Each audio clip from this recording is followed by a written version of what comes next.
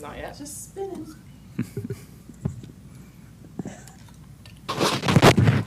Okay, being that the press and public were duly notified, call the May 8th Planning Commission meeting to order. So first order of business is approval of the minutes. I motion to approve. Second. Has been made and seconded to approve the minutes as written. Any discussion? Seeing none, all in favor? Aye. Opposed? Passes. Okay, new business, sea level rise. Doug? Yeah, yeah, I'll take it over. Take it. We have Mary and Aaron here from Seaman Whiteside, and they have been engaged by the city to work on and develop a sea level rise adaptation plan. Planning Commission was involved back last year with developing the RFP to start this process. Went through a selection process, and Seaman and Whiteside was chosen out of that process. I've included in your packet that RFP and their presentation, just for kind of background information. And I would just say that from my personal perspective, this was envisioned as being a very high-level plan. I mean, there's some, you'll see communities that have 500-page documents on this stuff, and that's not really that's not what the intention was of this process. So this is really kind of fact-finding, pulling together information, developing some kind of best, some informed decisions about what we should plan for, and then taking a look at vulnerabilities. So kind of choosing forecasting numbers, and then analyzing what we think where we think we're going to be vulnerable, with an eye just on what can we do now, what can we start doing to put into place to be prepared if and when things start being impacted by sea level rise. So this really is the first step in that. If you look through the RFP, you'll see that part of their first sets of tasks involve stakeholder meetings. You all have been identified as a stakeholder. So they're here to do that, again, kind of in the fact-finding, information gathering step now. They will, once they're back, they will go back, kind of work out concept of a plan, and then go through an approval process. So I think you all have had maybe one or two other meetings with kind of technical experts like the city, drainage engineers. We have a coastal engineer. Talked with NOAA and other kind of experts, but I was the first of and then with the Environmental Advisory Committee, and start kind of gathering that input. For that, I'll hand it over to you all, just to kind of talk about y'all's next steps and where you see this going from here. Yeah, sounds Great. good. Yeah, thank you. So we have a little presentation to give you guys an update of where we are and introduce the project as well. My name is Mary Martinich. I'm with Seaman Whiteside. I'm a landscape architect, and Aaron Aiken is here with me as well. He's a water resources engineer. Ryan Phillips is not here, but he's also working on this project with us. So we're going to go over the project background and goals with you all today, as well as our process, how we've gathered some of the data, who we've met with, and talk about sea level rise and vulnerability, so those structures that might be at risk or certain areas that are at risk, and talk about strategies, preliminary strategies. That's what we'd love to hear your feedback from today. And so we've organized those into projects, some things that you guys can implement, programs. about how we can engage the community with programs and policies, things you might do with your zoning code and your ordinance to affect some of this change as well, and then talk about next steps. To really Direct it point back there. There we go. Yeah. So our goals and scope of the work here is to develop the sea level rise projections through 2050. We initially talked about 2100 as a planning horizon, but that was just a little too far in the future and felt like 2050 was a little bit more of our lifetime and something that we could all, get behind and might be able to see through, as well as once you get to the further projections, the numbers start to vary widely, so it helps us hone in on a better target elevation for this study. We want to assess the risk and vulnerable assets on the island. So what are those areas that are most at risk that we want to start to look at implementing projects for? And then developing that series of projects, programs, and policies and recommendations with the document. We want to help identify funding sources to help implement some of these projects. Things like policies are low cost and don't really require any funding, so those are easier to implement. And then helping you guys create a roadmap for implementation. How do you actually put some of this into action and make some of these a reality, both in the short term and then also in the long term? The project study area is shown here in red. We've looked at the entire island, and so far the city's been focused on stormwater, and so as Douglas mentioned, this is really the first steps in focusing on sea level rise. We've looked at a lot of coastal communities have sea level rise plans, such as Folly Beach. The city of Charleston has a great resiliency office and plan that we've looked at, as well as Kiowa Island, Pawleys Island, and Sullivan's Island. And those are just other documents that help us understand what other coastal communities are doing to guard against sea level rise and be more resilient in the future. We kicked off the project early in September and had a technical review committee in February of 2024. That's the image you can see here, where we really gathered the experts that have been working with the city already. So Rick Karkowski with Thomas and Hutton is doing a lot of drainage improvements with you all. Steve with Coastal Science Engineers is working on the beach renourishment. We met with Liz Fly with the Nature Conservancy, as well as Nicole Elko. And so those people all help inform the decision-making of this plan to make sure that we have all the information that we need, as well as guide us as we move forward. Let me go back real quick. We also have a draft public survey that we're about to launch so that we can really get information from the community. That's why we do these projects, is because we're protecting the community, so making sure that we've got information from the community members on where they're seeing sea level rise issues and really start to engage them and help create a transparent project. And then finally, we would present to City Council on this project. Aaron's going to get a little bit into the background data and existing conditions. Thanks. So really, when we're developing this comprehensive sea level rise adaptation plan, we want to use all of the available data that we have at our disposal to help make data-driven decisions regarding some of these planning horizons and vulnerable assets, or what do we need to look at protecting first. We've kind of broken this down into three major topics. The first three major groupings of data that we've collected at the beginning of the study, the first being water level data. So actual tide data from Charleston Harbor that has that really long record of tidal data that we can draw from and use to compare to existing sea level rise projections, past extreme events, to help set some of those planning horizons through year 2050.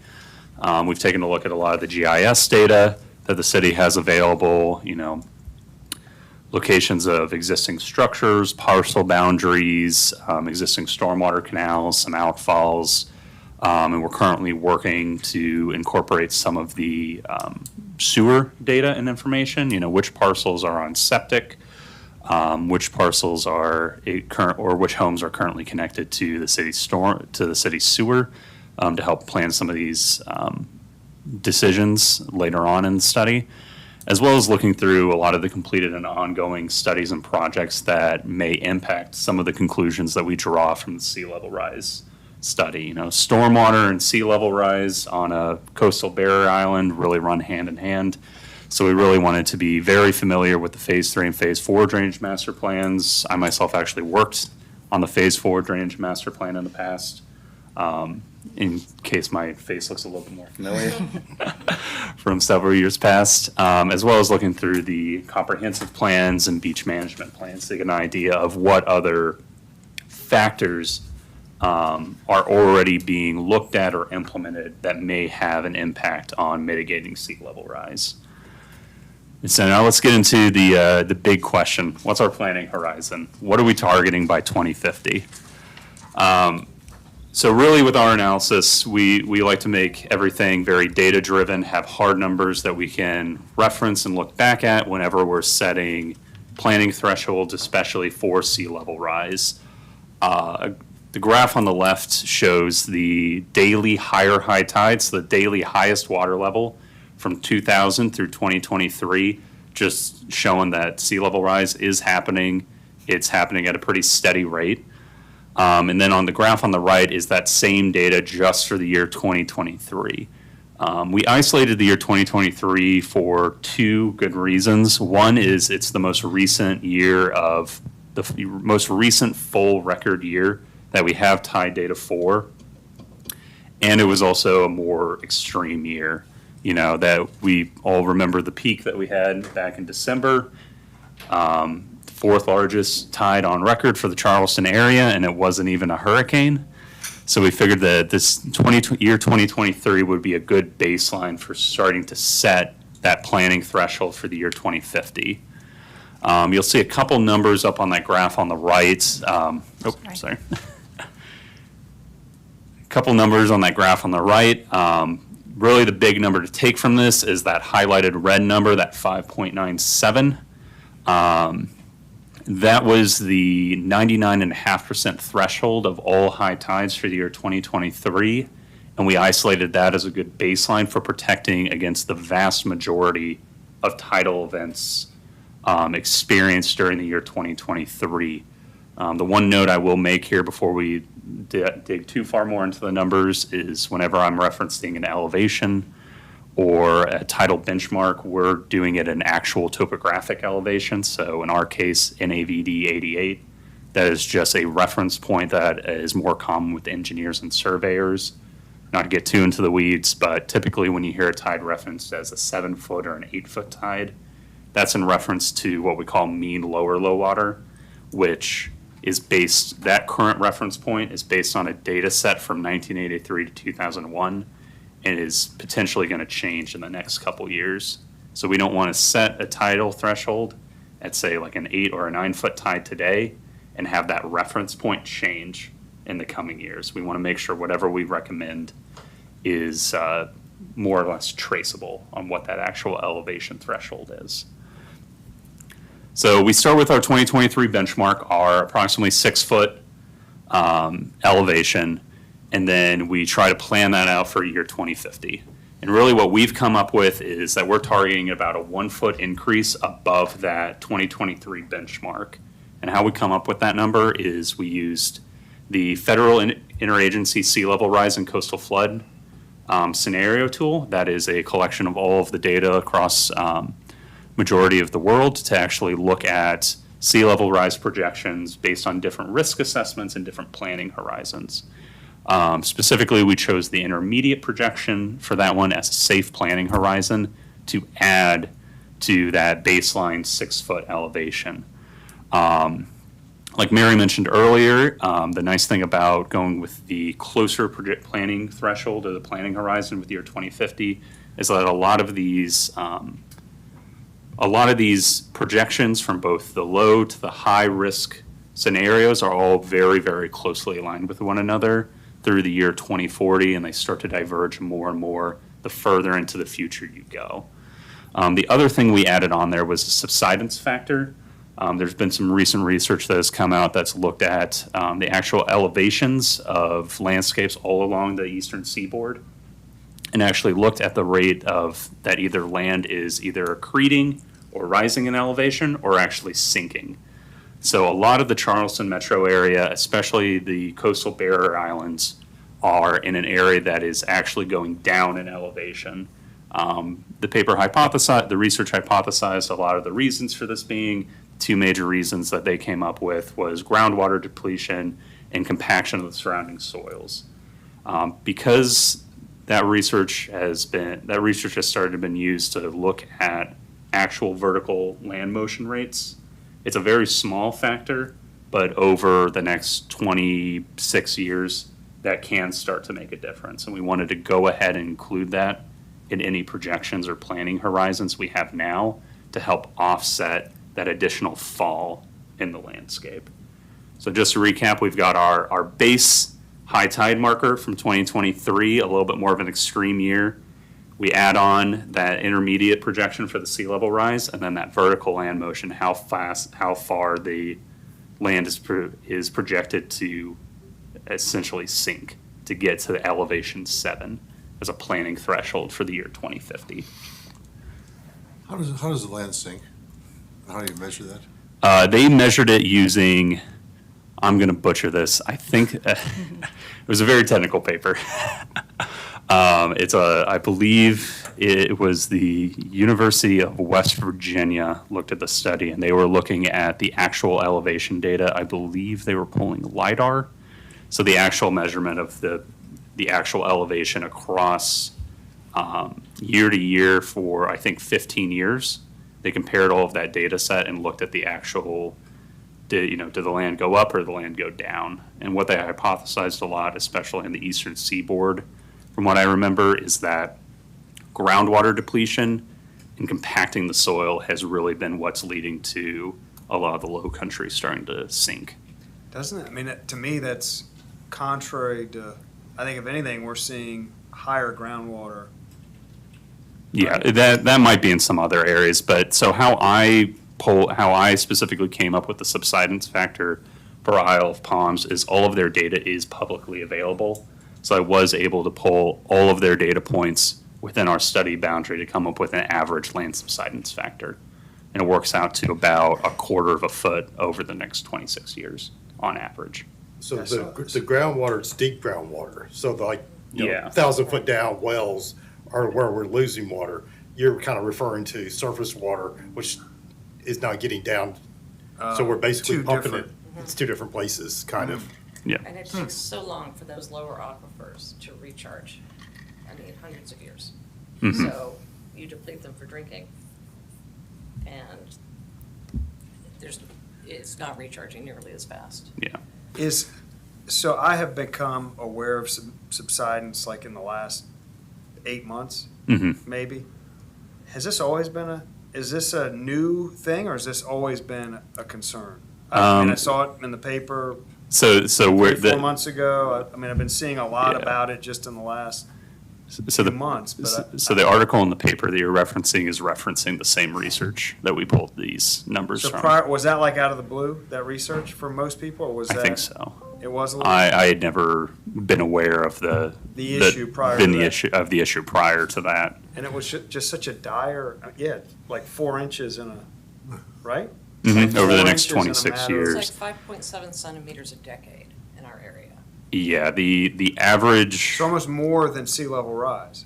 Well, it impacts that. It No. plays into sea level rise. I think it's like 0.2 inches a year if you want to break it down Yeah. in the next 10 years. I don't know who has a calculator. I have the numbers in centimeters. I did convert to inches. Yeah, sometimes. it's like 0.4 centimeters a year on average based on the data set for Isle of Palms specifically. Right, because of Oh, I thought you said- 5.7 over 10 I think years. I was hearing 0.3 or 4 feet.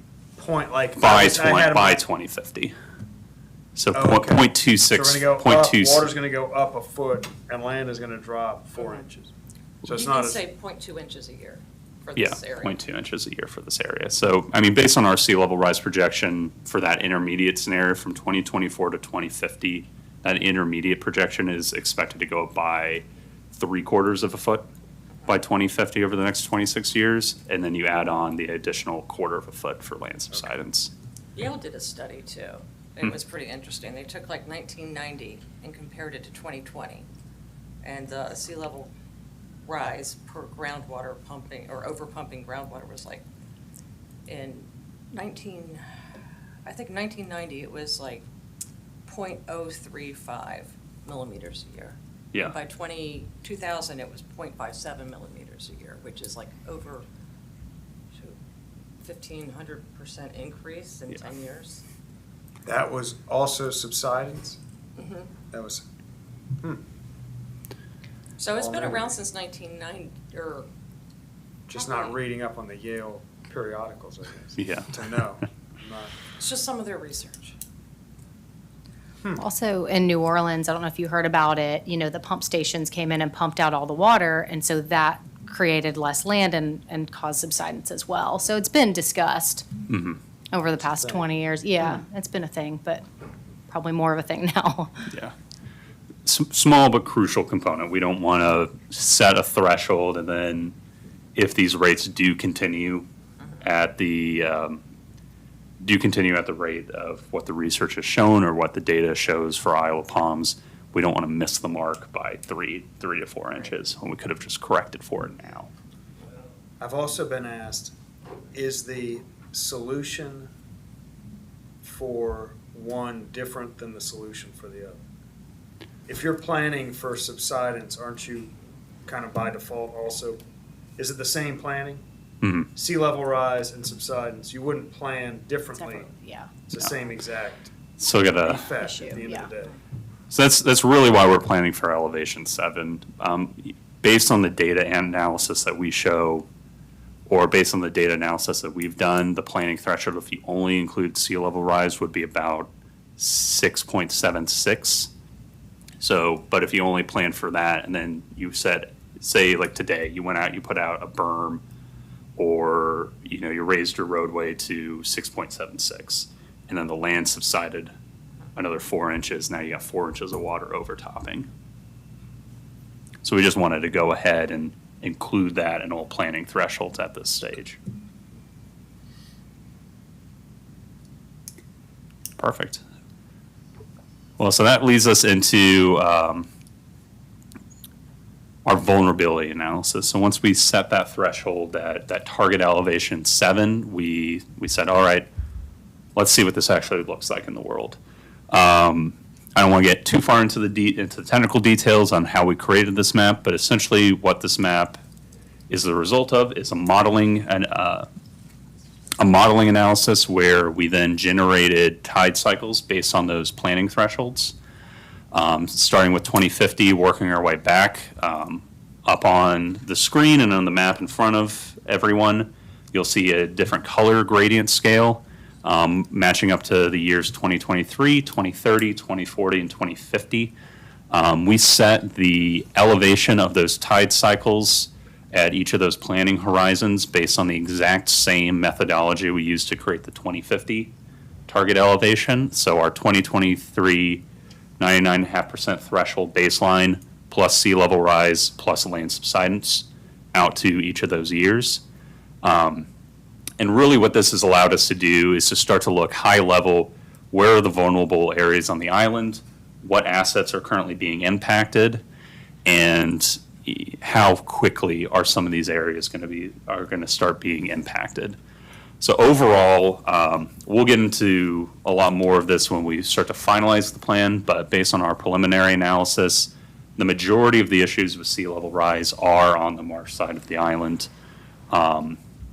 Isle of Palms as a whole, especially 41st on down to Breach Inlet, has a pretty strong, with minor exceptions in certain areas, has a pretty strong primary dune system, being that high elevation point on the island. So from a pure sea level rise standpoint, when the water level is coming up, that's probably one of the safer areas on the island from tidal inundation. Really where we start to see it, and really what matches up with a lot of flooding reports and flooding photos on the island. In my past experience working out on the areas 25th Avenue to Breach Inlet, is that a lot of the tidal flooding occurs closer to the marsh and some of these lower pockets, the north side of the island. Got a little bit better figure here that on this next slide that shows a little bit more granular how this analysis works. So you can see dark blue is more of our 2023 planning horizon. That's, tide cycle just slightly underneath two of the events that we had last year, that 6-foot elevation. And then you can see going from dark to lighter blue, how that flooding footprint extends the further we get into the future. And then really, because we were able to develop these flood inundation footprints, we can start to cross-reference that with publicly available data, specifically existing structure data, how close is water getting to existing buildings, which parcels are being impacted, how many linear feet of roadway is being impacted at each of these different planning horizons. And really what this will allow us to do is to start to give ourselves an order of operations to which projects or which policies do we need to implement first to get mitigation to the most critical areas, which areas are going to be hit first and which areas need to be hit by those later planning thresholds. Up here on these bar graphs are a couple of some high-level preliminary results from this vulnerability analysis that we performed at those different planning horizons. Yellow 2030, orange 2040, and red 2050. Reading kind of from, as I would a book, left to right, top to bottom. We've got the total number of buildings or structures at risk where floodwaters, based on our analysis, would get within about 5 feet of the building footprint, if not touch the edge of the building footprint. The appraised value of those structures based on publicly available parcel data. The number of parcels actually impacted at different planning horizons. That will be important when we start to integrate in sewer and septic data into our vulnerability analysis, as well as the actual linear miles of roadways impacted. One of the big interesting things I found when looking at this data is that overall you see a pretty linear increase on all of these impact statistics except for roadways impacted. We see a very large jump from the 2040 planning horizon to the 2050 planning horizon, that we see that big jump from about 7.5 miles of potentially impacted roadway to all the way up to 13. And a lot of these roads are in the neighborhoods on the northern side of the island up against the marsh, and a lot of them play a pretty important role, like Waterway Boulevard. However, it does appear that a lot of your major evacuation routes do seem to be, especially Palm Boulevard, much higher elevation, less likely to be impacted by the impacts of sea level rise. Aaron, Mhm. just to, if you wouldn't mind, go back Yeah. 1 slide, 2 slides. And kind of you've kind of put rectangles around at risk or kind of higher vulnerability areas, I think. hmm And I guess I wonder about, and I get that kind of rising and falling tides is going to get into the back significantly, but I wonder, do you guys feel comfortable about the effects of that sea level rise in terms of the erosion in terms of what it's going to do to the front side shoreline? To the front side. I guess I'm assuming that, and when you're out there in kind of real world, Yeah. the houses are sitting at elevation 10, 11. The Mhm. beach is, 4, 5, 6, but it's constantly kind of marching the shoreline Mhm. back. to So those. And I don't know if that will be Get a something we explore as we start to finalize the plan as part of one of the existing projects or policies, is looking at that continued beachward nourishment Yeah. and making recommendations for that based on our discussions at that technical working committee. Yeah, there's a lot of, there's Yeah.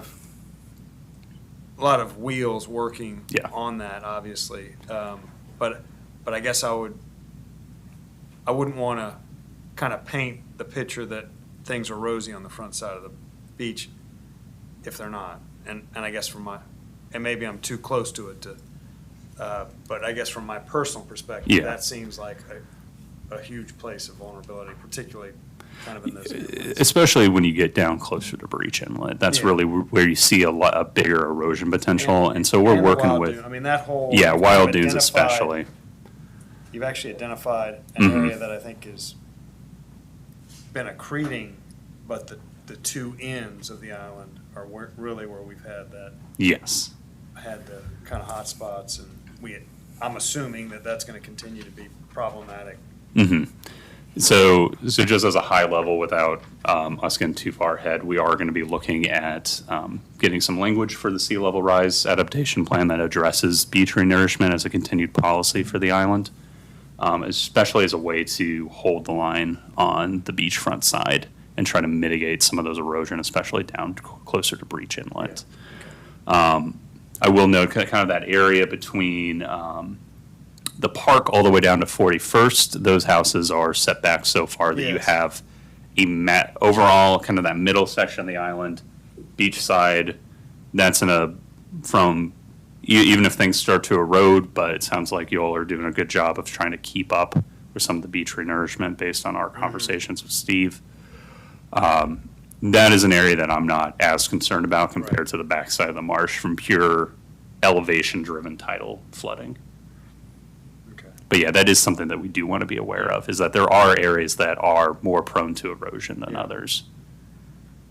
Very good.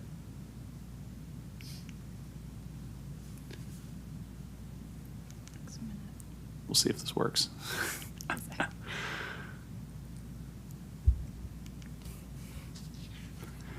So really now we're going to start talking about high-level strategies to actually mitigate some of these impacts. And we've gone ahead and come up with some preliminary strategies that we think would work, and we really want to get you all's feedback as well as some of our other stakeholder meetings. We want to get their feedback as well, just to get their opinion on what they think would work. What do we need to tweak anything? Are we hitting the nail on the head? We've grouped these strategies into three main buckets. I really like alliteration, so we call them policies, projects, and programs, the three Ps. Policies are operational policies that you all can take from a city perspective or changes to your zoning ordinances or municipal codes to help change how either redevelopment occurs, for example, to help mitigate some of these impacts. Projects are your breaking ground, different projects, your things to actually put in the ground or construct to mitigate some of these impacts. And we've got programs, different elements that we can engage the community and get them involved and get their buy-in to help mitigate some of these impacts. So we'll go into a little bit more detail on some of the things that our team has come up with at this time. So in talking a little bit about policies, some of the things that you can do here would be to have an elevated tide and emergency response program. This is the first step in communicating with the public, to letting them know, hey, there's a king tide coming, be prepared. So a lot of it is about public engagement and communication. The city of Charleston has done a really good job of implementing some of that recently with just an active web portal that lets people interact, show areas of king tides, and also just gives information about when they're going to be potentially experiencing sea level rise. And they also just simply put out signage out. I know on East Bay, they put signage out every time that there's a high tide predicted that may be overtopping that road. There's a sign that's set about 2 days ahead of time that says, hey, this evening, maybe don't come this way. Or park your car here. Or don't park your car here, just to try to get some awareness ahead of time. So that could be as simple as just like a sign as people are coming onto the island, just catch everyone on their way home. I know you guys have talked a lot about updating some elements of your zoning and building ordinance. I know Rick was talking about the impervious surface, if you're increasing it. I think it was at the last planning commission. You guys talked about some new requirements that you guys might have with providing storage there for some additional impervious surface. So that's an example of ordinance updates that you can create that would help some of these issues of sea level rise. We've talked about the code that allows you to fill a foot above the roadway elevation. And so we want to evaluate that to see if that still is a reasonable elevation or if that could be increased so that people could actually build a little bit higher. Limiting new development, potentially septic conversion could be incorporated into that, and just newer stormwater requirements that can be incorporated into your ordinance. You could also create a design tool for redevelopment, and this would just help guide architects and engineers and designers as they redevelop, just so that they can be more responsible, not develop in critical areas, and just really help guide them to incorporate sea level rise and flood resilient structures into their planning. And then Douglas has mentioned a water quality assessment plan. We think that is a great idea to understand what the water quality is like. If there is degradation from septic, or if there's more fecal coliform, like where might be the issues for water quality, and just incorporating that into this plan. So these are some of the policies and planning level ideas that we've had, and there's plenty more that you can do. We've gone through the zoning and building ordinance, identified a lot of different areas that we could increase or just make a little bit better. So these are just some of the ideas that you could do from a policy and plan perspective. And Aaron's going to talk a little bit about the projects. All right, we got a couple slides here on projects. For projects, we've grouped this largely into four categories. We've got maintenance of y'all's existing infrastructure, keeping everything as operational as possible. Implementation of new gray or rigid infrastructure, new drainage infrastructure, et cetera. Implementation of green infrastructure to help offset some of that stormwater. And then looking at perimeter protection. How do you actually shore up the boundary of the island to protect it against those rising tides? So the first one up here, I'll talk about it briefly, is maintenance of existing infrastructure. As the tides, we don't want to discount stormwater impacts just because this is a sea level rise plan. When we're working out here in the coastal communities, they work very much hand in hand. So as those sea levels rise and those increased tides become more and more frequent, your existing systems are going to have a harder time getting water off the island. So really what we want to do is recommend that you'll get set up for success on this. Try to get a lot of those systems cleaned out as much as possible, really trying to maximize the capacity of those existing systems. I know that was also a recommendation of the Phase 4 master plan, and I know you've all started to get out there and actually clean out some of these stormwater pipes and ditches to increase conveyance capacity.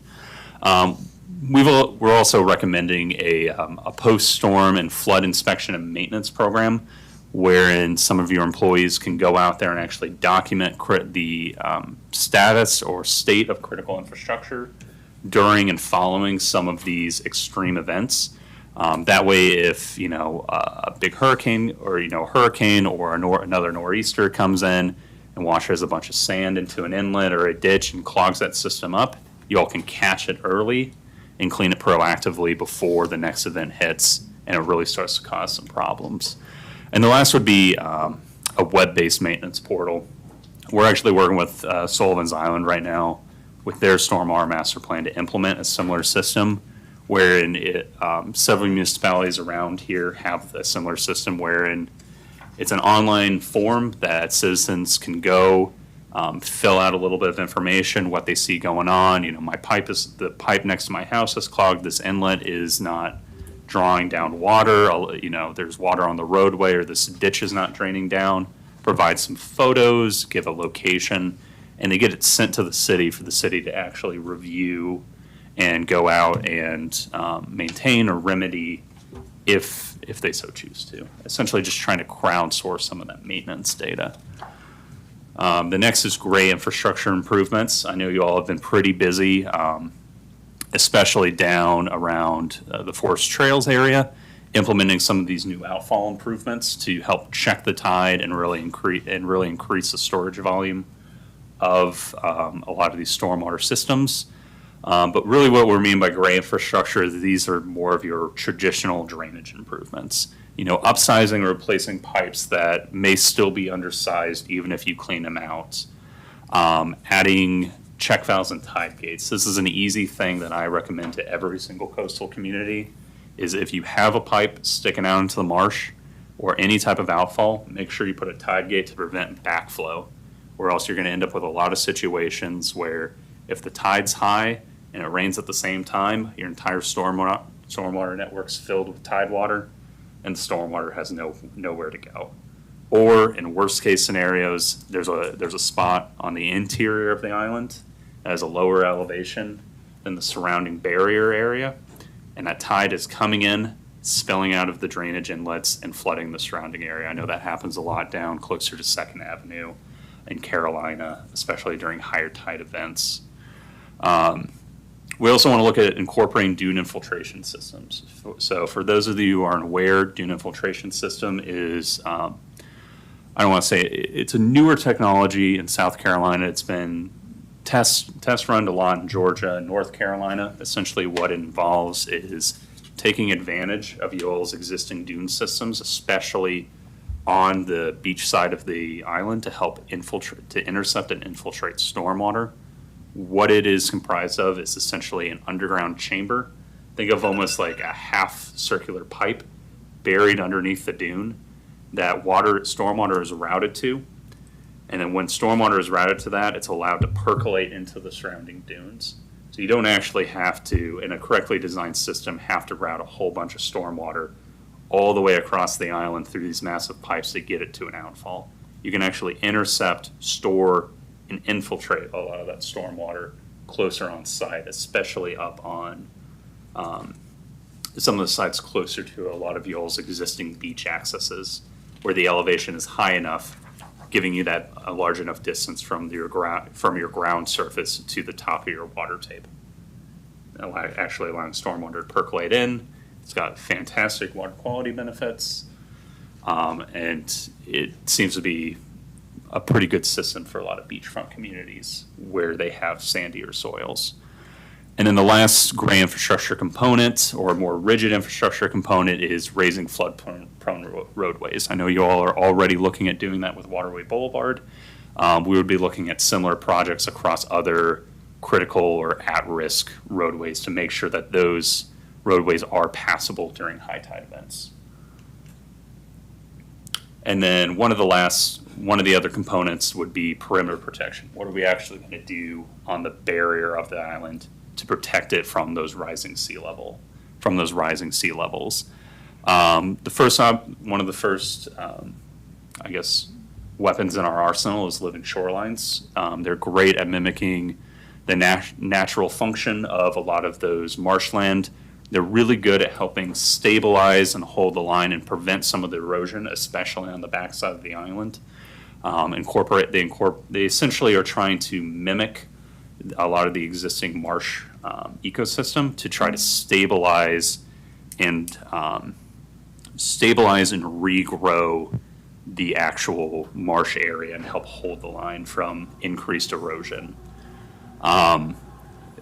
A lot of these others that we're going to talk about are more, what do you do on the upland side? Now that you've mitigated some of the erosion out in the marsh or out on the marsh side, what do you actually build on the upland side outside of the critical area to prevent that water from overtopping?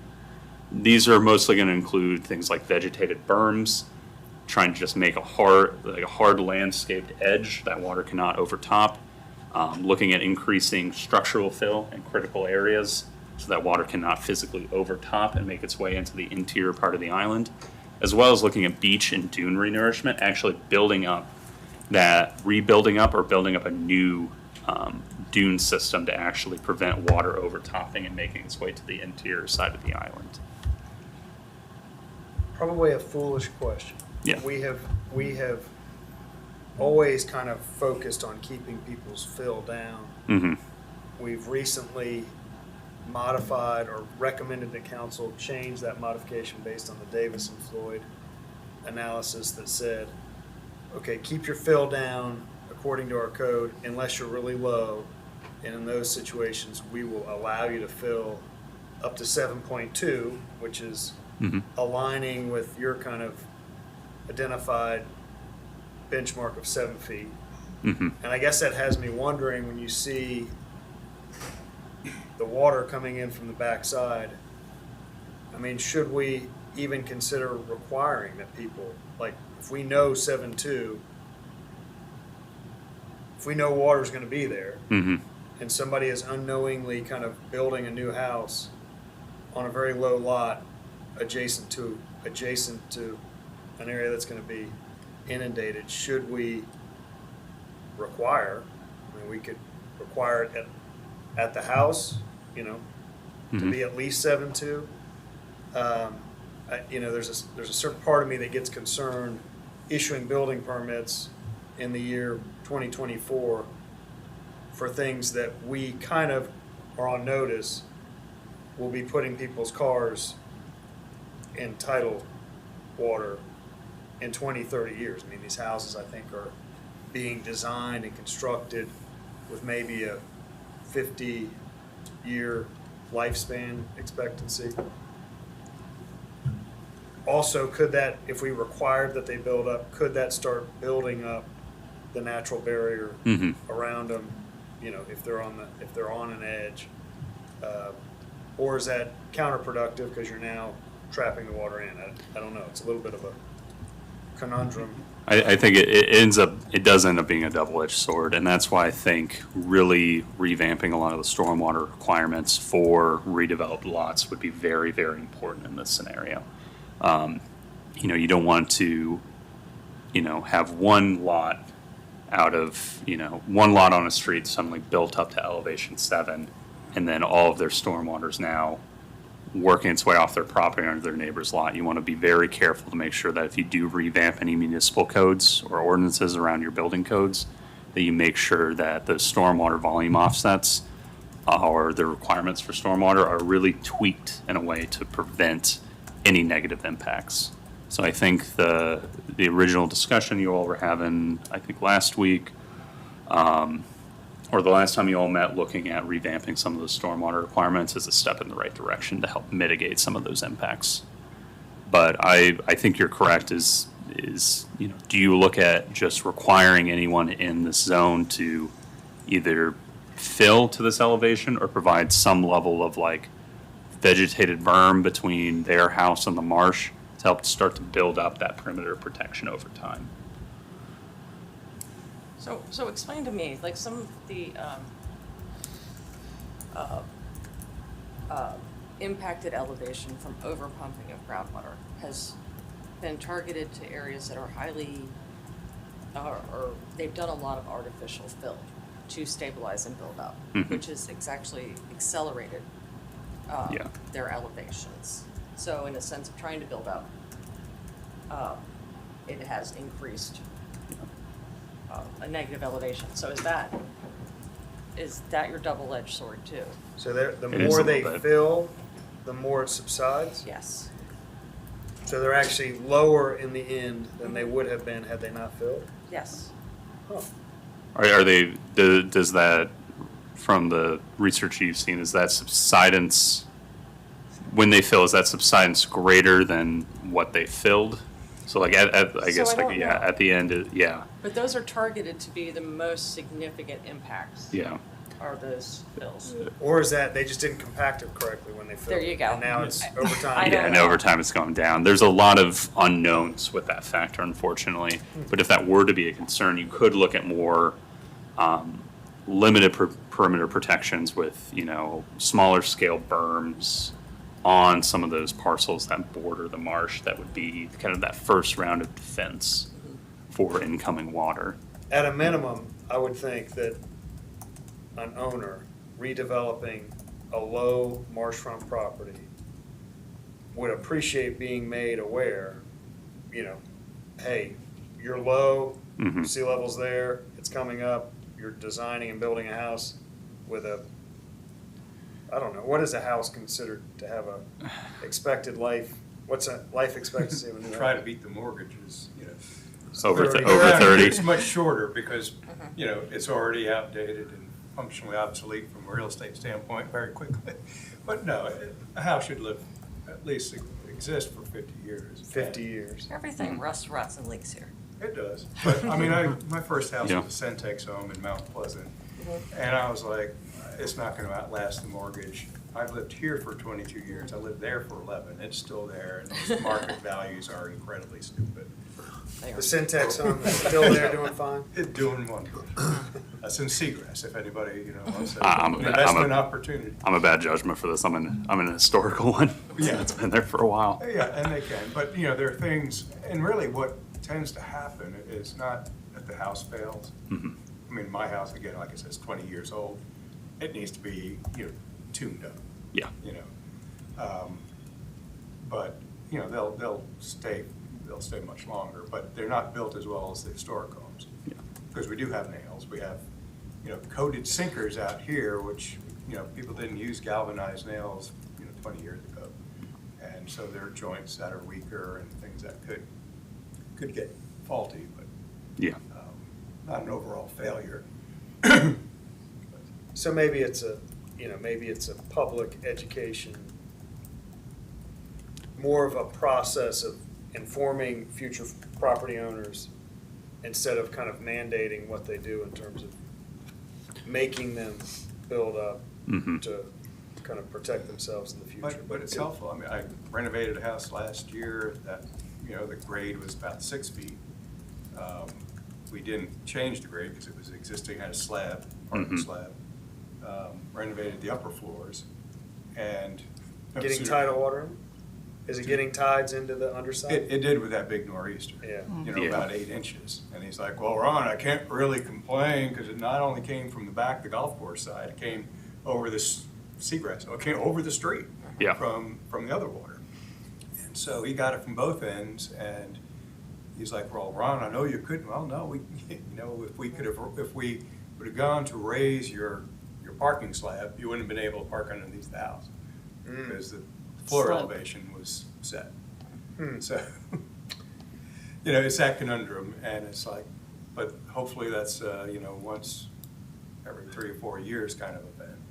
And that nor'easter, Was- to kind of put it in relation to your planning, what do we think that nor'easter, it was just over 7, correct? It was, based on the Charleston Harbor, it was 6.72 feet in AVD 88. So our planning horizon is 7.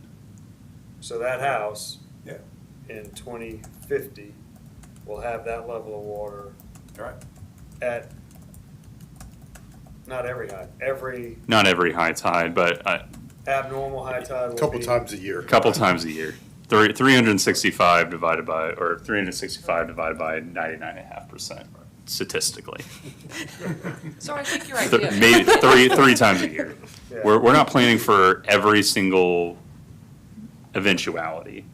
We just figured let's start with a more extreme, non-hurricane or non-extreme hurricane year and kind of use that as our baseline for going forward.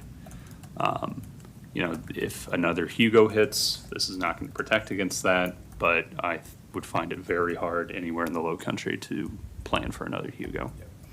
So put that in the back, I mean, think about Ron's example of a house, pretty much brand new, 50-year life expectancy, a slab at 6 adjacent to the marsh.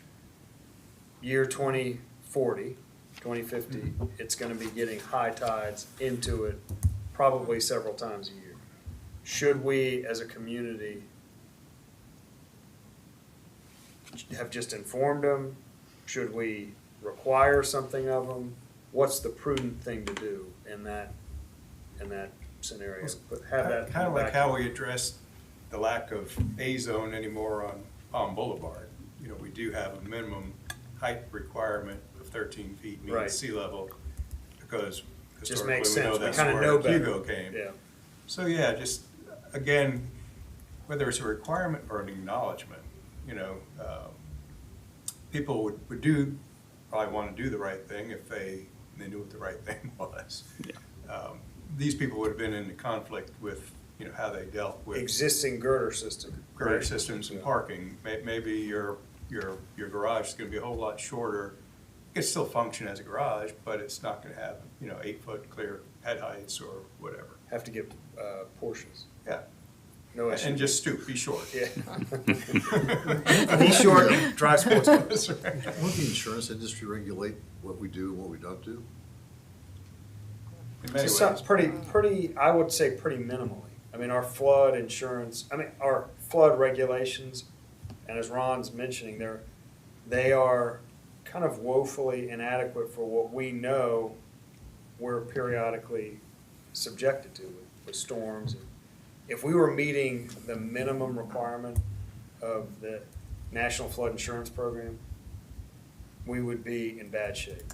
But we have to kind of identify our vulnerabilities and go above and beyond that, which is what, as a community, we've always done, because people see it and they're like, well, that wouldn't make sense. The flood program would allow you to build oceanfront houses right on the ground. And people that went through Hugo see that and they say it just doesn't make any sense, which is why we locally just don't allow it. All right, didn't mean to. Ready to No, wrap no, up? this- A couple more slides, we're almost done. And so we also want to talk about, we talked about gray infrastructure, also green infrastructure is really important. This really deals with a little bit of stormwater, but it's, also goes hand in hand with sea level rise. But green infrastructure are those elements that mimic the Earth's natural processes to soak up and store stormwater. So it allows the water to percolate and be cleaned by rain gardens or bioswales. So really trying to incorporate those into public improvements or just encourage community members to include them as part of their private development. We've also looked at interior canals. I know you guys have had some drainage improvements with those, but potentially revegetating those, you could have some habitat creation, and that would provide more storage for stormwater. Could also become an amenity to the property owners as well. So looking at a couple ideas, a lot of what we have talked about falls into the green infrastructure bucket, but just making sure that we're incorporating other elements here. And one note I will say on That the are canals, softer. this is something we, I believe, discussed during the Phase 4 master drainage plan, was because a lot of those canals, especially over in like the 31st to 41st area, are unchecked. You've got that tide water coming in and out, in and out. So you just have a lot of just soaked up clay and silt. It's filled up with almost a liquid, but not enough that's actually flowing anywhere. I've got a fun photo of Ryan, who can't be here today, took a couple steps out into one and found himself about 3-4 feet into it. So really getting that tide checked and getting those canals reestablished, almost, akin to a stream restoration project, and reestablishing some of that vegetation to hold their existing shape, checking the tide, making sure it can actually flow during a stormwater event. We'll also have the, very much intended consequence of providing additional volume storage for stormwater if it were to rain during a high tide event. Do you have a record of how many canals or berms we have on the island? Existing canals. Yeah. We do We can have, Yeah, we could get you that. will have that GIS. Yeah, we have. Yeah. We have the information, just not in a kind of quantified list. So would, terms of green infrastructure, would like sand fencing and dune vegetation fit in that Yes, category as well? yes, absolutely. We talked about how do you discuss these, what sort of buckets do you Yeah. put them in? And so the dune renourishment and preservation would be green infrastructure, That's also in revegetating, there. Okay. yeah. So these are a couple additional things that didn't fall into Yeah. the gray Th- project This list. bucket's more looking at, once again, stormwater and sea level rise go hand in hand. What are some things that you can do on the interior to help mitigate some of these impacts? Yeah. And, while dune renourishment and sand fencing really does fall into this bucket, we were trying to find categories that things fit into. One more. There's a lot of crossover. On programs that you could have. Of course, we discussed educating the public and having the community also involved. I think the first step is with this sea level rise study. You could also have pamphlets and a really active web presence in order to just educate the community on, what you were saying before about what elevations you may not want to build to, and things like that would be important for people to make sound decisions. Another potential thing that you could do is incentivize low-impact development for private development. And so that could be in the form of tax credits or water or utility rebates, and encouraging private homeowners to incorporate a rain garden or a rain cistern with their house. You could encourage replacing a lawn with native plant materials, increase tree canopy, and things of this nature. So there's a lot of different things you could look at in this category. The town of Mount Pleasant currently has an environmental guidelines that they've recently implemented that encourages development to follow some level of low-impact development through a point system. So they will let them, Town of Mount Pleasant will let an owner do something that otherwise would be forbidden Yes, if they do yes, some kind of matrix of these good things to Correct. offset that. Like They'll- one of the incentives, for example, I believe, and correct me if Mm-hmm. I'm wrong, is, if you implement, theirs is more wide scale on the things that you can implement to earn these incentives in this point value system. So for example, if you were to, put in a rain garden, put in some public bike parking spots or EV chargers EV was one of the chargers, things. you might be able to get a higher impervious footprint allowed. So you could gain like a couple extra parking spots for your development, is how that point system more or less works. Yeah, they'll give you, incentives for development. They'll give you kind of rewards back that might not be directly allowed in the municipal code as written if you were to not do some of these incentives. So that might be your more than 1 foot above the street. Yeah. Yeah, if you, Incentive. that's a Yeah, good like one. if you build higher, we'll let you. We'll let you if We'll you let- put we'll a let you rain do garden. some- Yeah, right. If you Yeah. put the water, have a place for the water to go. Well, essentially, other than the beyond the 1 foot, we're saying for you to do that now anyway. Right. So- We're allowing it, Or allowing it, yeah, but we're not making you do it yet. right. But we're thinking about it. Another thing could be conservation of flood-prone properties. The Charleston County has a really robust Greenbelt plan, or Greenbelt program. They just gave the city of Folly Beach money to purchase 2 pieces of property that are in flood-prone areas for stormwater. So there is the idea of conserving property. This is an island. It moves. You've got to give it a little bit more space. You don't want to develop right at the critical line. So giving the island room to sort of grow and move is a good strategy as well. There's lots of conservation groups, or you could put a conservation easement on properties. So there's many avenues there for conservation. And then finally, the city could create a demonstration rain garden, sort of showing the community what that looks like, what plant materials going in there, having them come and help, build the rain garden.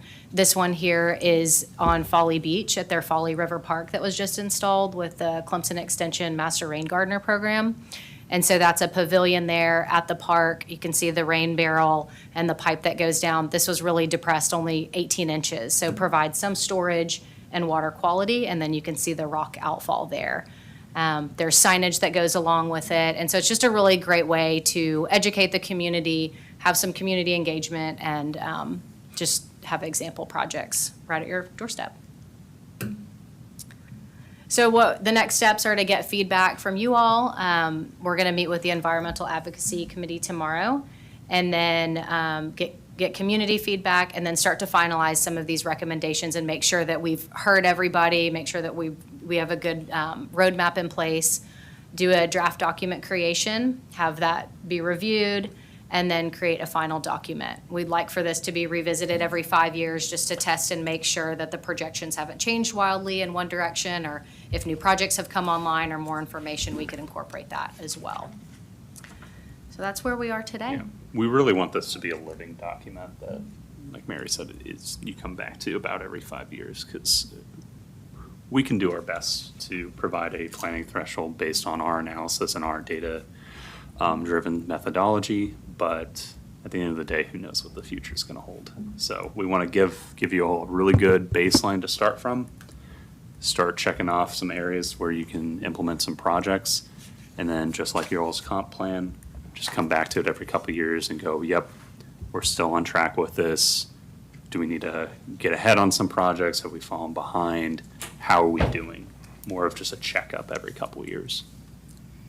So you would actually set some like trigger points at this stage. Your green or your gray, your passive work now has to become active. Yeah.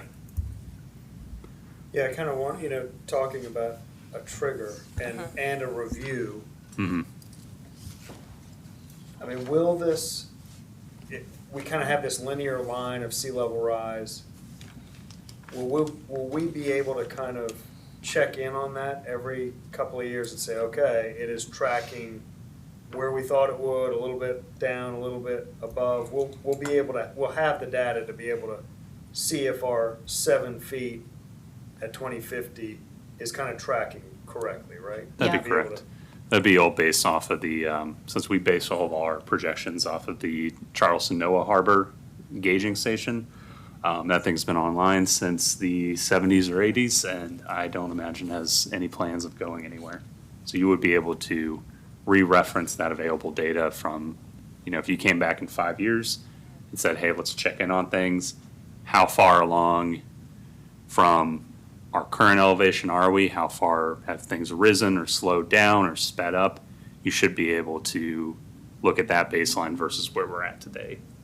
Well, if we did that web portal like Tide-Eye, Tide-Eye you could also look at the effects of it too. So you could like keep a dynamic relationship going between sea level rise and what you're seeing, the effects of the interior, on the interior. Tide-Eye?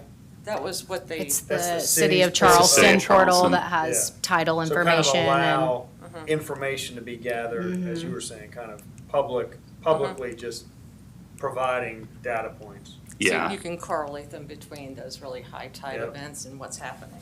Yeah, and that's really the nice thing about both a maintenance portal, and we didn't bring it up. One thing that we're working on a stormwater master plan for Sullivan's. One of the things that we're doing over there that's really helping to crowdsource some of this flood impact data is we have a live survey out there right now, kind of similar to the Tide-Eye, that people are allowed to submit, pictures, photos, points of when it floods. And that point is typically geotagged with a location and a time and a day. So we can correlate that very easily back to a rainfall event or a high tide event.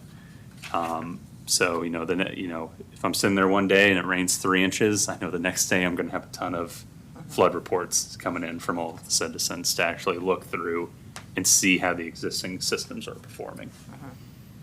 This is this, from a sheer kind of planning tool, to have every building kind of Highlighted out. highlighted. So really how we determined in this map and kind of in the figure up on the screen, how we determined at-risk structures is, I think like I mentioned before, we don't have in our database finished floor elevations.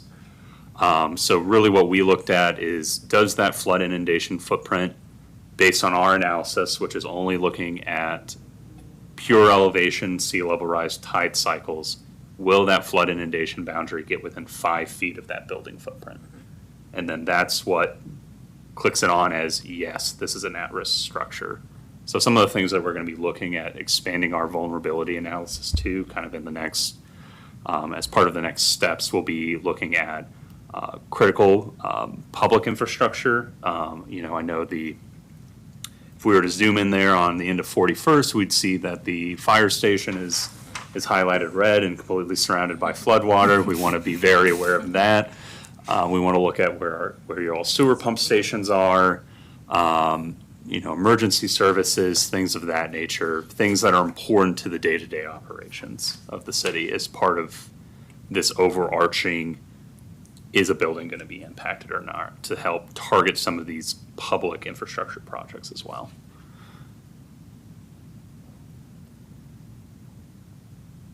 We're just, not to prolong your work, but we are kind of right now actively analyzing the effect and the cost, obviously, of elevating Waterway Boulevard to 7 Mm-hmm. and kind of connecting it here, and then check valves which would have the effect of taking that entire swath, Sparrow, Forest Trail, 32nd, 31st, putting them into white on this. Well, the elevation would be a foot lower than the planning target for Waterway. if it's elevation, if it's targeting elevation 6, we're Seven. planning, it is going to be elevation So 7? that's what that is, currently it's designed at 6. Mhm. We're analyzing the cost and benefit Of going to 7. elevation 7. So one of the It is things, it's expensive. I mean, obviously, Yeah. it gets very complex with getting water back out. yes. But, I mean, this is a pretty, in fact, impactful image as to what it would. What it would do if you were If not. to raise that elevation and create that hard line. Yes. Because really what this, so I don't want to overuse the phrase not to get into the weeds, but really Don't what, get in the weeds, Aaron. what this analysis will show is like when we run that tidal cycle, it's gonna, I should have put a video of this working in the presentation, but you can actually see that tide coming in and out and where it's overtopping and where those points are at. So we can really start to dive in at a more I don't know, zoomed in level. Where is this water overtopping? Is it just getting over in like 1 to 2 places, or is it this entire swath of area is really causing some of these more interior areas to flood? You should have. For such a small island, those weeds can be good. I mean, we're not huge. No, Yeah. that's the other thing I didn't mention about the living shorelines is that, those weeds, that grass that you plant out there as part of the marsh plantings will help to attenuate a lot of wave action as well, which makes them a great green solution for erosion control. The question you Yeah, right. infiltration Too bad. systems. Become a Do you have boater. to excavate existing dunes This to entire do area that? is underwater. Or This area is. Depending on where you put it, yes. There's some So where we were looking at putting them a lot was actually just more in the existing beach access. So areas that have already been impacted, places where you have existing footpaths, excavating that area Sorry, and Nicole. placing the chambers underneath the ground Gotcha. there. Okay. Instead of, they're more called dune infiltration systems just because you're taking advantage of that sandy dune soil. But there are places in North Carolina and projects I've seen where they have actually fully excavated out that dune, put the chambers in, and then refilled the sand on top of it, and put some plantings back in. So you can do it both ways. I don't think you necessarily would have to because you want it at a low enough grade for stormwater to actually get into. So how are we gonna prevent the out islands, seagrass in that area going toward the end of the beach? I mean, everything that's on the water is red. That's not good. Yeah. That Well, would be the living shorelines, the vegetated berms. These are on the marsh side. Yeah, Requiring you to build to 7. yeah. Mm-hmm. Not that I'm pushing for that. Somehow in the course of a 1-hour meeting. Feeling that So you way. make it If you're slope if you're to 6 pull beach. if you were to pull the elevation data for the island, or like a representative cross section, you're going from marsh to beach side. Your low spot's down here on the marsh side, and it slowly rises up to the beach side, and then dips back down once you get over that dune system. So we're going to see a lot of high-risk red structures on the marsh edge. So we gotta call that guy, Ron Reddy, get his construction company, put a wall up. Put walls in one. Do it on Well, backside. my, So that's actually something we talked about during the technical working committee is, and that's really why we wanted to pull in some of these other consultants and talk through some of the, not efficacy, but, design constraints or unintended consequences of doing some of these practices. And one of the things that was discussed, at least, or brought up by the Nature Conservancy was the tendency of Bulkheads. of bulkheads to cause the surrounding marshland or the marshland in front of the bulkhead to actually erode away quicker and to dissipate. So essentially what you, according to the Nature Conservancy, if you were to put in a bulkhead on some parts of the island, it would actually increase the rate of marsh degradation in front of that bulkhead. but then there are landscape laws. Yeah. That's not bulkhead.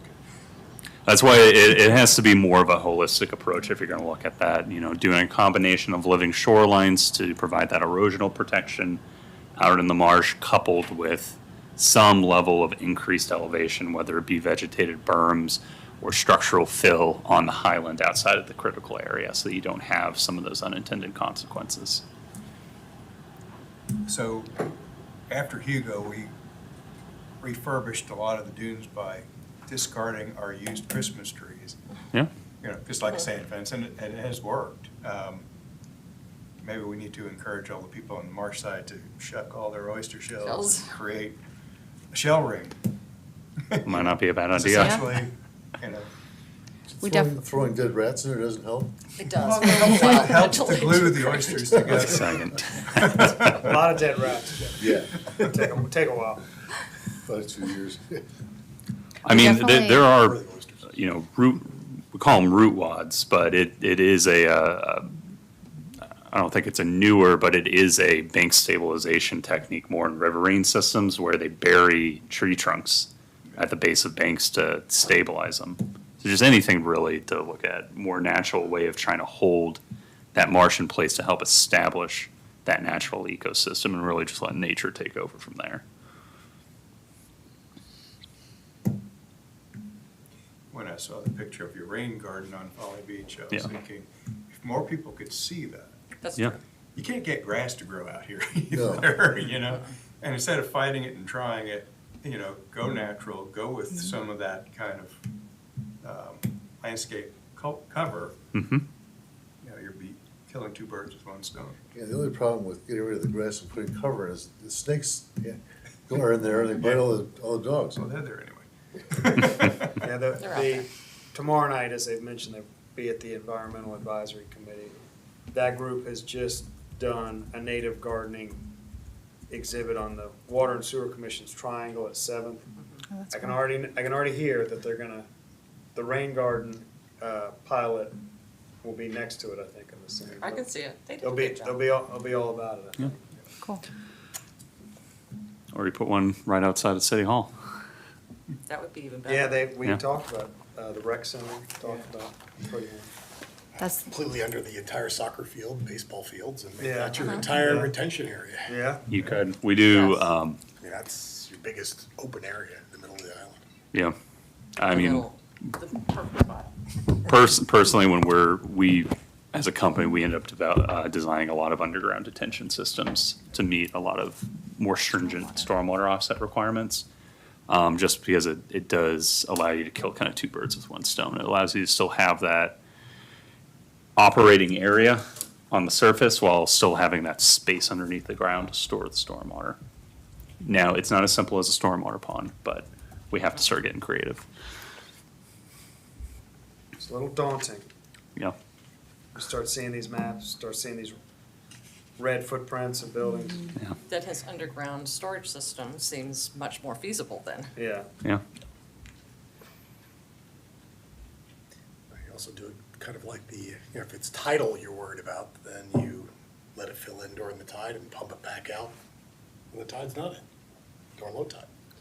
Yeah, that seems to be the kind of Dutch dialogue, like the city of Charleston's just saying, we're gonna Tiger find a electric, way same to thing. live with it.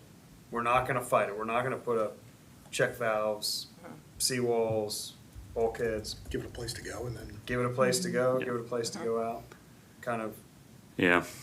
I mean, that's two different approaches to the same issue. I would say that we've taken the stay out kind of approach. Stay out of the water. Yeah, have the Yeah. water stay out of the island, has been, but maybe that's not the correct approach. I don't know. Well, it's interesting watching the flow of water. We have an unfinished garage that runs 60 feet Mm-hmm. on the marsh. And when we had that big flood in December, that thing filled up to the sill of the doorway. There was 2.5 feet of water in there. Yep. And I don't know if they did this on purpose, but we had no water in our garage or in our house. And within 3 or 4 hours after that tide went out, it was empty. What was that in, Jeffrey? We have a fifth garage that is unfinished. It's got gravel in the bottom. Ah, So it's about 3 feet down from our parking you have slab. your garage, you step down into Yeah, that two area. steps into that area, and it's 60 feet long, and that thing filled up with water up to the door You sill. think you just perked down through the stone? Is Or that it's, what or it's connected to like a French drain No, somewhere it's under, not. it's I not, asked it's about just, that. it's just there. All right. But It's wonderful if everyone had one.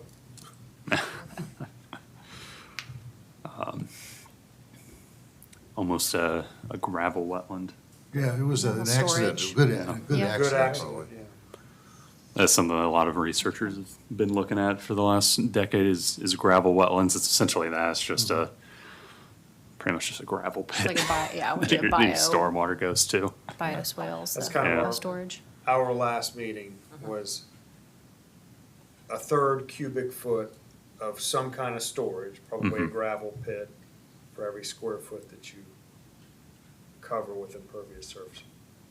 We're gonna see how that, Yeah. we'll see. I mean, that's kind of been tossed up to the city council. Yeah. Are They're they wrestling vote- with it now. Are they voting on it, or? They're just starting, they went to, their committee Tuesday. It'll be talked about in their workshop this coming Tuesday, and then it will be given first reading. So it's kind of starting Starting their the process.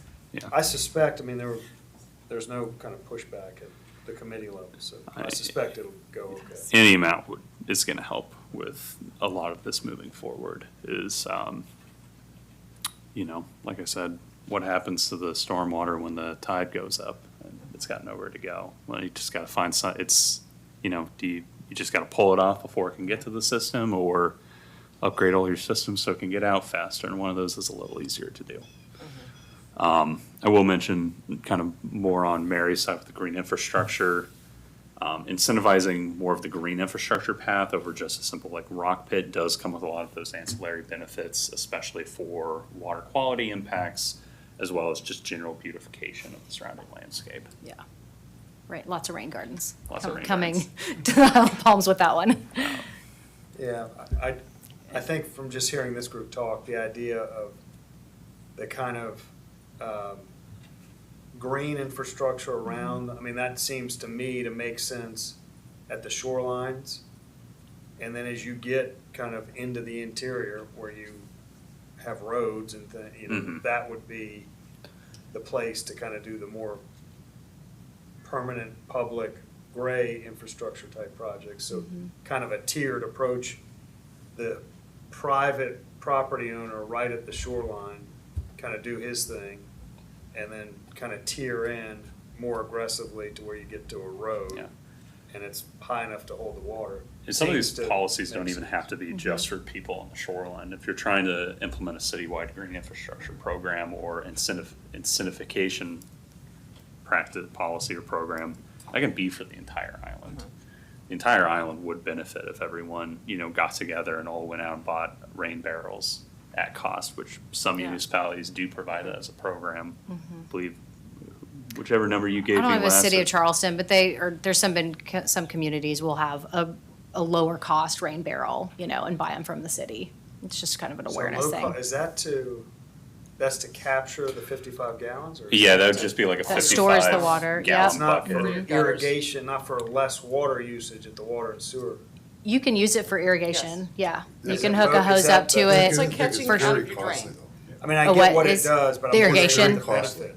Is it, Oh, it helps We with it's have- irrigation. 55 we have all the gallons, same it doesn't waters have to goes be. Mm-hmm. But we And you use it to So irrigate, just so get you, a system that pumps it out, it was for those that are on $15,000, city water $20,000. To pump it? irrigation. Yeah. They don't How have- big is, It doesn't have to be 55 gallons. It can be as big as you It's want. huge, Huge. gallon. Yeah. They had it all ready to go except for the pump, and I saw the cost, I said, screw it. The can it cost just, of can it just drip We out have- slowly All our though? gutters go into a receptacle. A cistern. A cistern. Yeah, And the cistern is not completed, and then the pumping system you have to put into it is not completed.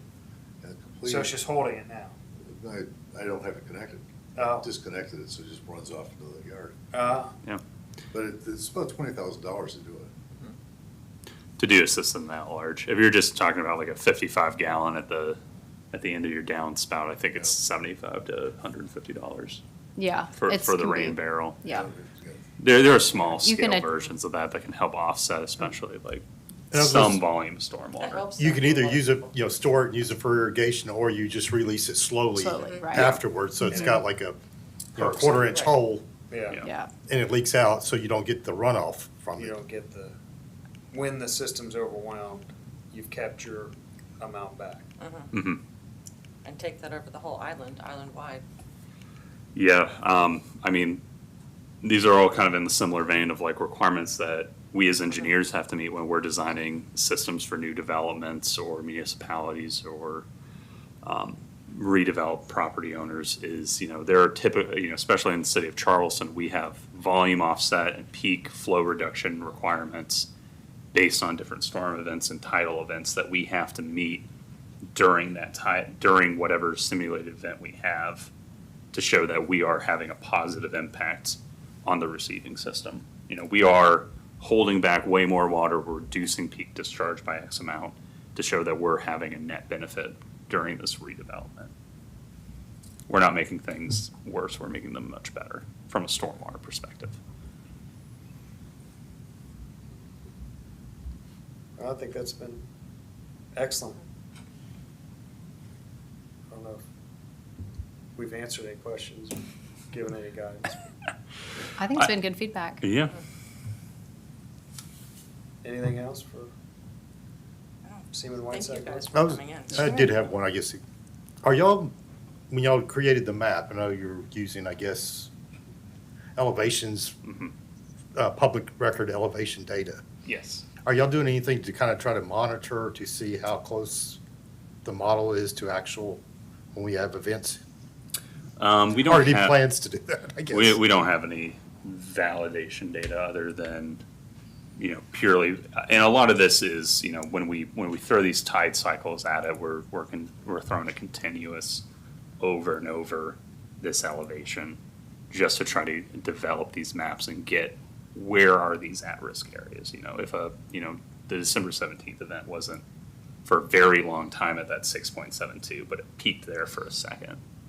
So I guess the short answer is no, we don't directly have immediate validation photos for these results, but Well, I guess my question Yeah. was not necessarily do you have it now, is in kind of in the planning of what we need to look at in, Oh, in the future, yes.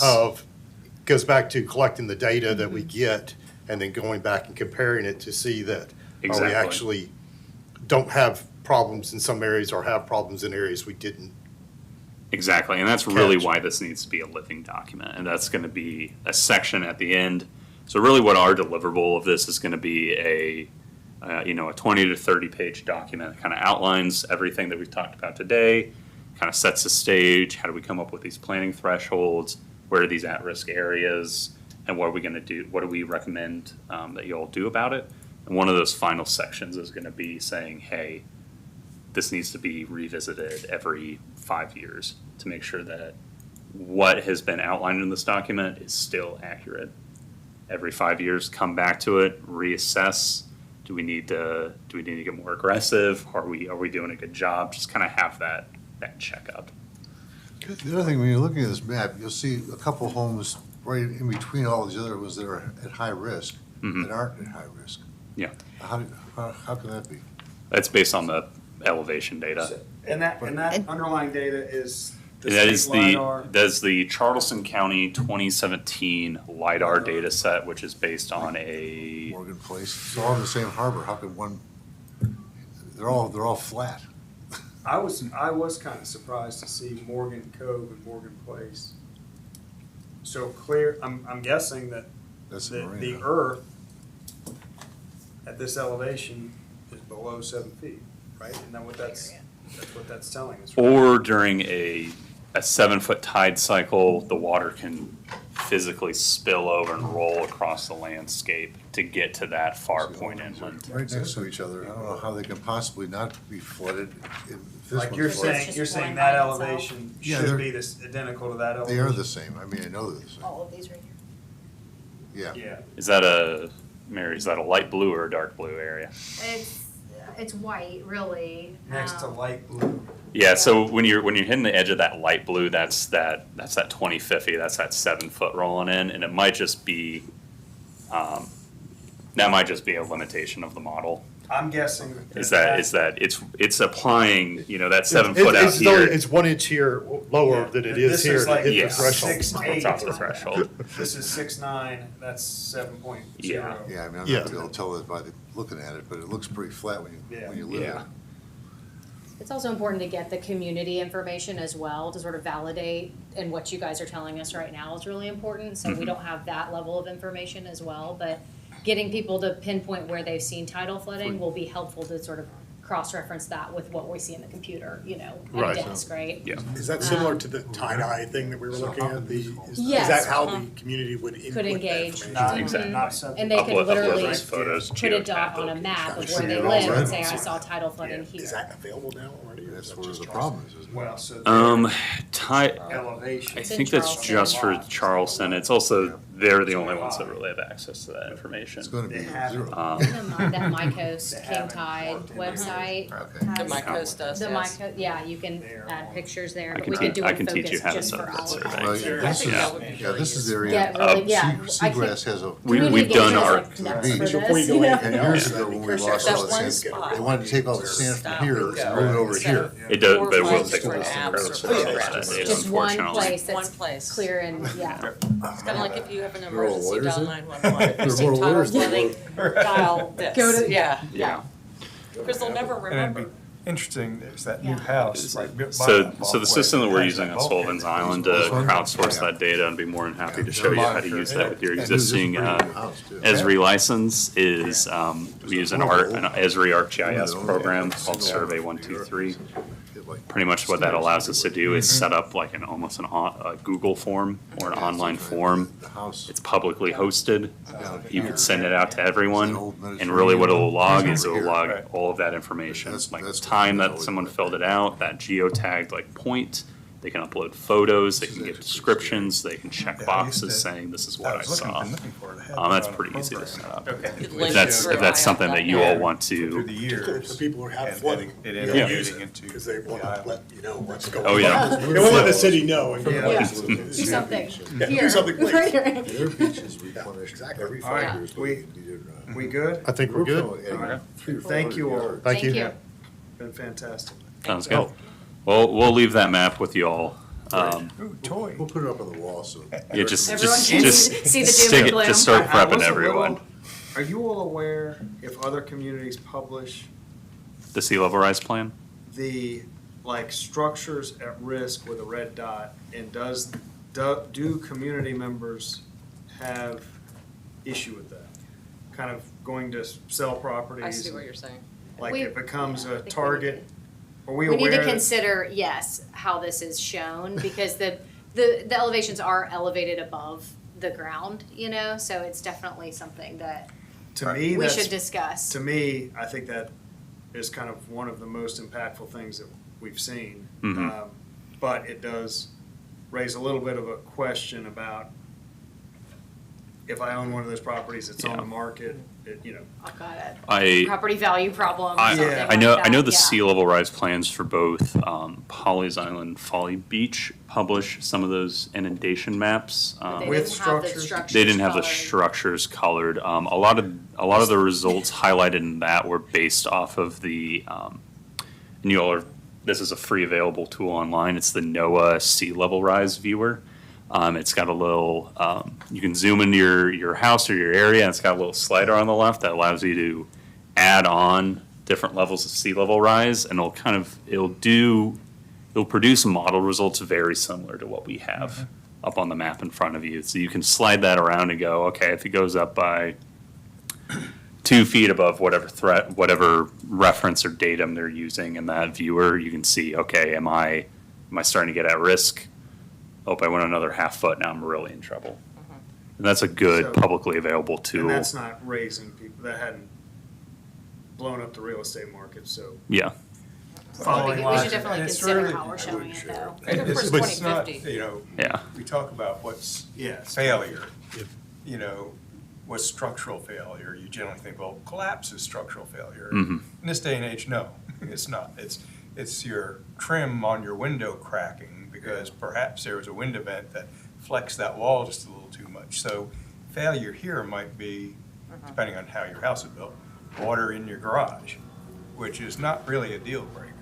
Well, Aaron, you said that making it red would only say that you've had water near your footprint. Right. Yeah, it's and Not saying you're gonna Not have saying water you're in your gonna have, house. not your house is gonna Yeah. collapse. And Right. Right. That would make this So thing maybe disappear. a disclaimer. Right. near your footprint. Or Yeah. it could color the whole parcel a Right, color, yeah. maybe, if that's, Yeah. Color nothing and just do your lines. Just Or do your, blue. just show your lines. Yeah, You know, that's a good- all the homes on our street flooded, except ours, because we had that stupid garage. Are they red? Are they red? No, not everyone. Not every, Do you want not a all. circle? Two doors down, it's not red. The ones Take you the know. The other thing lot. these results do not take into account is compound flooding. So really, December right here 17th flooded. was what we call a compound Yes. event. It rained a whole bunch right at a very high tide. So you had a All very, But it's because of their driveway. She had water coming So he off the was saying land to that the low it doesn't spots take and into the, account yeah. compound events, like. yeah. No, and a lot of the Yeah. driveways are this- sloping this- the wrong way. This Oh, I doesn't, know. this doesn't I know. account for rainfall. It's just stupid. Yeah. It's, yeah. the This two this things is together. purely just tidal. Yeah. Before we design a house, put an unused garage in there, There you go. Unused garage. Plan on it. 3 feet deep. All right. I'd say for those So there you go. interior flood results, I would consult the Phase 4 master plan for the Yeah. rainfall-driven flooding component. Thank you all. Thank you. Thank you. Very helpful. Really good. Yes. Thank you. Sounds good, thanks. Thank you. And we will Aaron? stay engaged. Well, we will be See- back and we'll see you tomorrow. Two of us will Exactly. see you tomorrow. Cool, sounds good. Thank you all. Thank you. Well, thank you all. Well, feel free to reach out if you all have any additional questions or comments while we start drafting this document, but I believe if all things go well tomorrow, we'll be getting that public survey kind of drafted to help engage the public on their concerns and their buy-in on as a next step, as well as starting to get a draft document finalized based on our analysis and our recommendations. All right, Thank you all. Thank you. sounds good. The only other thing we had on the agenda was, and this was really a, kind of an internal working document, put it in the last page of your packet, but this is something that Matt has been working on and dealing with folks who are redeveloping their property, they're installing impervious surfacing. It has always been a struggle that perviousness is kind of shades of gray, and we have never really had guidance on what is truly pervious. Kind of most recently, we had a pickleball court poured in what looked to me to be pure concrete, and the installer claimed that it was pervious. Kind of drill down in the literature, and the literature claims it as porous, so not pervious. And Matt went out there and checked it. He poured a 5-gallon bucket, and it just sat there as a puddle on the top of concrete. And then he left and said, "This is not pervious." And I did get a kick. He called back and said, well, an hour later, that puddle had absorbed into the surfacing, hence it being porous. And Matt's had a handful of those over time, and there are different degrees of, compacted sub-base material from a road, kind of runs off, kind of doesn't. So, and really, you've been working probably 6 months on kind of how to explain to people, what we're going to look for, how we expect it to be tested, and trying to come up with some guidelines that were just simple and easy to understand, that kind of anybody, you wouldn't have to hire an engineering firm to figure it out. And at the end of the day, the test is taking a 5-gallon bucket, pouring it relatively slowly. I mean, you kind of throw it, it's going to run everywhere. So relatively slowly pour it on a flat surface, and it should basically disappear without running in any one direction very far. And I think, there's some actual, not cover more than 20 square feet. So kind of 4 by 5, the puddle shouldn't be more than 4 by 5. Shouldn't run in any one direction more than 5 feet away. And Matt's been, as surfaces get poured, takes a bucket, fills it up, pours it over that surface, and it's just been kind of watching, measuring, seeing how those surfaces react, and this is the list that we've developed. I think it's a great list. Mm-hmm. The only question I have is, when you're testing the pervious ability, or whatever, however you say it, of the material, it's already down. Right. So they're gonna have to rip it all up if it's, Well, we do have them, yeah, we do, and you're dealing with another pickleball Yeah, court. another. Encourage them to put like a small portion of it up first to see that it's before you go through and do this whole unique system. so you do that when you're permitting it? We ask them to do it themselves before they even. So the idea is, we're gonna give this to you, and we're gonna say, this is, when we come out, This will be the this is what test. we're gonna do. So you have to And this have is this is kind of the same, and I don't know any other way to do it, but people tell us they're gonna comply with the setbacks. We tell them, we see your plan complies, but just know, when you get it built, you're gonna have to have it surveyed and show us proof that it was built properly. So it's the kind of same logic here, and it does, when they miss it, it's awful. Because they say, darn it, it's 6 inches into the setback, we say, well, you gotta tear it out. And it doesn't go well. So the same the same logic would be true here, that we're gonna tell these folks, this is how we're gonna test it. It would behoove you to do a small area first. If it's an unknown product, test it, be sure it's not gonna have a problem. And if they would like for us to come do it, we obviously would too.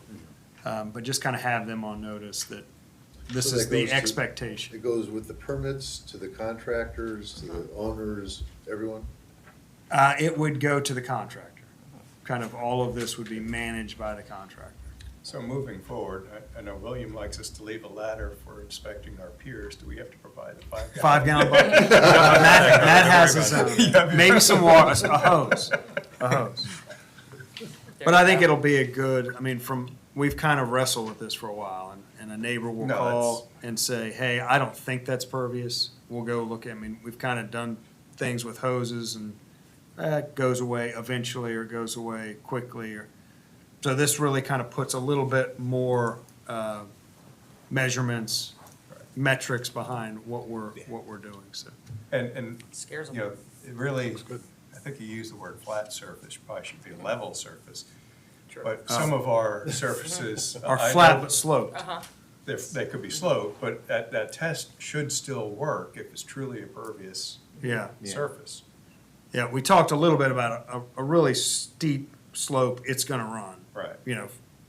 But not much if it's. Yeah, truly shouldn't pervious. But it's gonna be a long, narrow trail. It won't be so That's under your correct. 20 square feet. That's But correct. I guess it would get over the 5 potentially. Running over the 5, Yeah. right. And that's all we have. Yes. I was gonna ask one quick question. If you consider using a bucket with a certain size hole in yeah, it as that's opposed to We pouring? kind of talked about that, but we thought this was just a little simpler. Yeah. As opposed to that, I don't know. That's another way you could actually gauge the 30 seconds. Right. Because, Yeah. And that would be If you more had the perfect repeatable size is the hole, only yeah, reason that's I was thinking. Yeah. And I know again, I know where you got this from, and that was one of the, Yeah. yeah, David's also been we've been picking David's brain too a little bit on a simple method. but I didn't know if you had tried that at any No, I've way. not tried that. It's a good idea.